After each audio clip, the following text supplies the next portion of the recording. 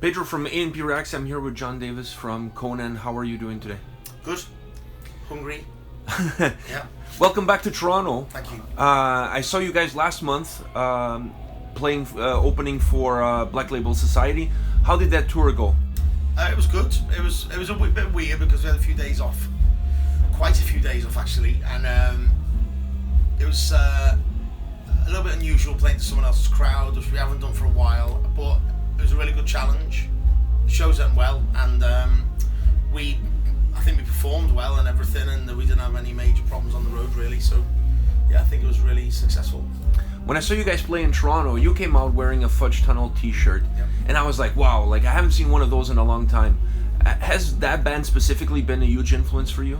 I think that it's always been in the background of everything we've written really, that the style of music, sort of like heavy metal but not quite heavy metal, and I think that's where we position ourselves to, you know. Obviously like people look at us and call us a doom metal band, and that is true, but we also want to bring in a lot of bit more like less easy to tag. I want to like Fudge Tunnel always hated being called a metal band. They always hated being called a grunge band, you know. Obviously I don't think anyone calls us a grunge band, but I'm quite comfortable sort of being like a doom metal band but also sounding like a metal band, and also sounding a bit like a sludge metal band. And I like the fact that we don't really fit into one set genre, which Fudge Tunnel never did. And I think their style of music kind of really comes through in some of our writing, maybe more lately. Now our songwriting's a little tiny bit more sophisticated now than our first releases, so you're seeing a bit more of that coming through now and getting a bit more confidence.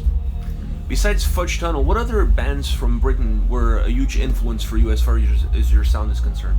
I don't know really. Everyone always quotes Black Sabbath, but for me, two bands really. Gonga from Bristol, they're like a really heavy band, and their first release, I think they had an EP, but their first like full-length self-titled came out on a small label from Bristol. I can't remember the name now, but I remember hearing them on Radio 1, I think, late at night, and they were just like super heavy, really just like incredibly thick sounding, a little bit like High on Fire but much slower, and I fell in love with them straight away. And then another band called Head Swim, who I don't know whether a lot of people know about them, but they had, to my recollection, maybe a full length and an album, or maybe two albums and a full length. Maybe an EP and an album, or two albums and an EP. I remember getting the EP, and I think I heard about them in Kerrang or something, and they again were that sort of thing, but maybe a little bit more up tempo, a little bit catchier than Gonga were. And those two bands really were, if you're looking at UK bands, they'd be two that really got me excited at the very beginning. And then round about that time I found Slamatics, and obviously like I talk about Slamatics all the time. They like have been a huge influence on Conan from the beginning, at the very beginning. You know, we probably wouldn't exist now, I don't think, if I hadn't have come across Slamatics and become friends with them. And you know, they're a band that's still active now, and it's cool that we got bands like that still going. Gonga are still going. Don't think Head Swim are though. So yeah, they'd be the three bands I'd name. I was reading the Wikipedia page, and you guys were defined as was it Caveman Battle Doom? I know you were talking before about labels, and you're not liking too much to put a genre to it. Yeah. But what do you think about that little bit of that title there? I think it's funny. It's cool. It's fine, and you know, we put on the back of some of our shirts now and again. That was actually that came from a poster for our first ever show actually. And that was in Liverpool, and we played a show with, amongst other bands, Zangief and their bass player John McNulty and his now wife Gemma. They had that on the poster for the show. I think they called it Primitive Battle Doom or something like that. So we played that show, and John ended up being in Conan for a little while around the time of our first release, Horseback Battle Hammer, and he's in a really excellent band now called Colt's Blood. So that name is a bit of a joke, but kind of a cool one. And it kind of stuck. Yeah, it's stuck. I think the Aurora Borealis, which was the label who released Horseback Battle Hammer on CD for the first time, they used that as part of their sales patter for the album, and I guess it's just stuck. Is it more important for you that fans connect to the music regardless of what genre people try to fit the band in? Yeah. Yeah, we're at heart we're a doom metal band, you know, that's what most people would call us. But you know, I'd hate for people who don't like doom metal to be put off us because they don't think that we sound like Candlemass or Spires, you know, because we don't really. No. I think we got a totally different sound. But we borrow elements from that. We borrow elements from regular metal, you know, here and there, thrash, I guess, in some of the faster parts. Got a couple of songs now with blast beats in, and I don't know, we like to mix it up a little bit.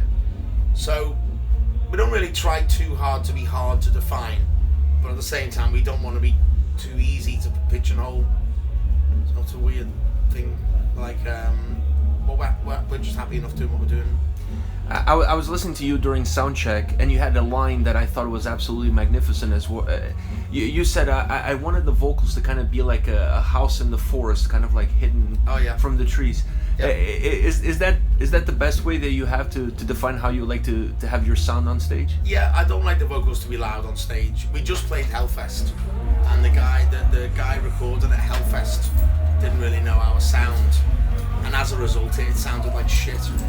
So that was a real disappointment, really, to play at such a big festival and not have our own sound guy there who knew what to do with us. So yeah, I like my vocals and Chris's to be sort of like not buried totally in the mix, but yeah, just to be only just distinguishable. Because I mean, if they're going to be loud enough to be over the rest of the guitars and drums, then I would say that the guitars and drums aren't loud enough.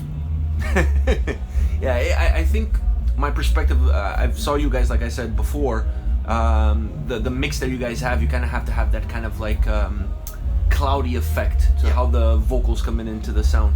So now you guys are back on tour here in North America again, hitting Toronto. Now you're headlining.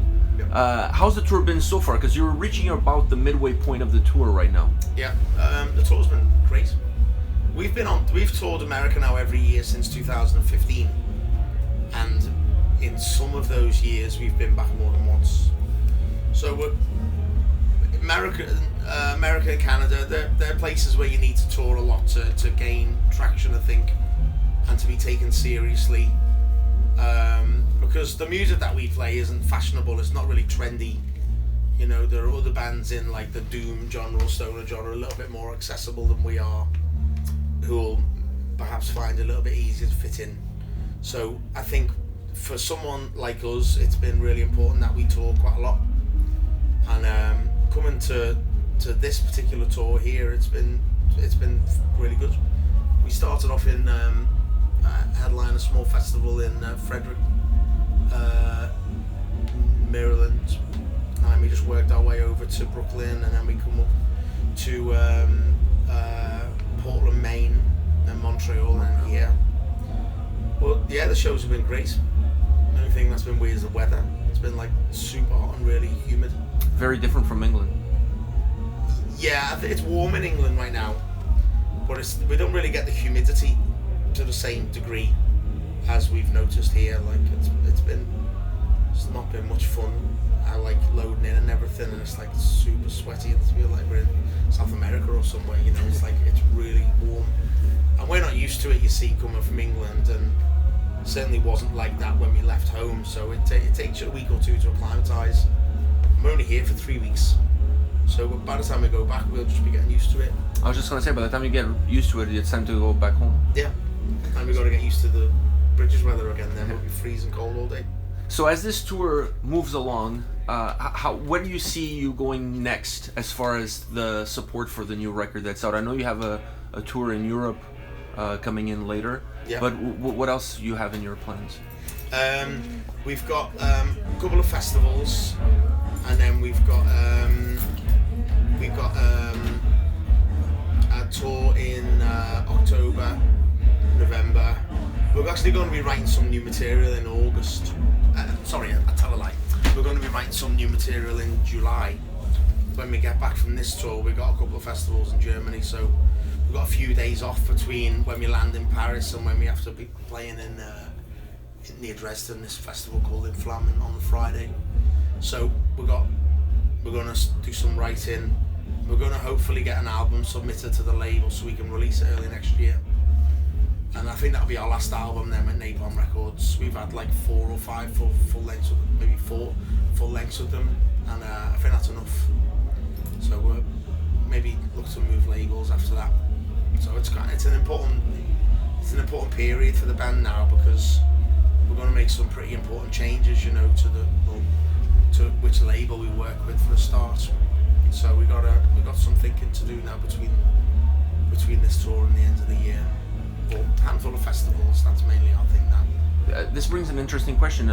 What do you feel like after the long-lasting relationship you've had with the label? Why do you feel like now it's the time to perhaps try something different? Because we've changed as a band, I think, and I think really what it was working with Napalm Records at first, and we feel like maybe now time's right to look for a different label, one that maybe is a bit more accustomed to dealing with a band like us, you know, one whose subscribers are maybe more in tune with what we're doing, and I think that will help us grow as a band a lot, you know. And we've been loyal to Napalm so far, but I think it's the right time to move on now. Last question for you. As you're getting ready to work on the new record, like you said, and as you're getting ready to perhaps release it early in the year, what is your overall goal as you look at that record as far as sound, lyrics? Like, do you have already a clear idea of what you want to put together for this last record with that specific label? We're going to call the album Lawbreaker, L-O-R-E, not L-A-W. I don't want to do a little bit of an Judas Priest rip-off, I guess, in that respect. But the material we have already is similar to what we've been writing, you know, but it's super heavy and drawing on Johnny's new drumming style, which has really shaped and influenced the last record. We're going to build on that a little bit more for this one. It's hard to say like how the music's going to come together because it's very early stages, and all we have now are some ideas and some riffs, but the idea is to make it lyrics will be similar themes to the others, you know. I've got some ideas already noted down, but it's going to be in a similar vein to what we've released already. We don't want to make any wholesale changes, but yeah, it'll be cool. I mean, obviously we need to release a good album, you know, there's no point doing that, and then we'll back it up with some shows, but I think our aim is to make it, you know, better and heavier and sounding better than the last album. But in terms of how it will sound sonically, that's down to Chris really. He's probably the best person to answer that, and he's not here, so I'll just speak for him and say it'll just sound better than the last one. The new album always sounds better than the last one. Yeah, that's the aim, isn't it? That's the goal, right? I always reference, like, I when people discover us for the first time, I want them to think the albums always get better. Like, there are bands that I'm into growing up where actually that didn't happen. Like, alright, in my opinion, Anthrax, Persistence of Time was where they peaked, in my opinion. Sound of White Noise, nowhere near as good. Stomp 442, the same. And I haven't listened to them much beyond that. And I love Anthrax, they're one of my favourite bands. But like that, in my opinion, they peaked there. You know, there's lots of examples of that, and I wouldn't want Conan to. I want to. Obviously, some people will feel that way about us, but I want to try and limit that by having our albums always getting better, always sounding cooler, and having better production and everything. So that's the aim. Just try and make it sound better than the last one. And if we believe it sounds better than the last one, and really like take a good hard look at it, and just make sure we don't let anyone down. That's the main thing. It's hard to do that. I think the most important thing is for you guys not to let yourselves down as a band. So yeah. I think if you achieve that, yeah, you're halfway there. Yeah. Just try and stick to our principles, you know, and not try and be too clever. Yeah. And then just trust Chris to produce it in the way that he has done up to now, you know, because every album has sounded progressively different, and in my opinion they've evolved and got better with each one. And that's all down to Chris. Well, I want to thank you for your time. Thank you. And now I have something to look forward to. This is big news for me, so now I'm excited. Yeah. Something to look forward to the new year. All right? Thank you very much. Thanks for doing it. Take care. Thank you.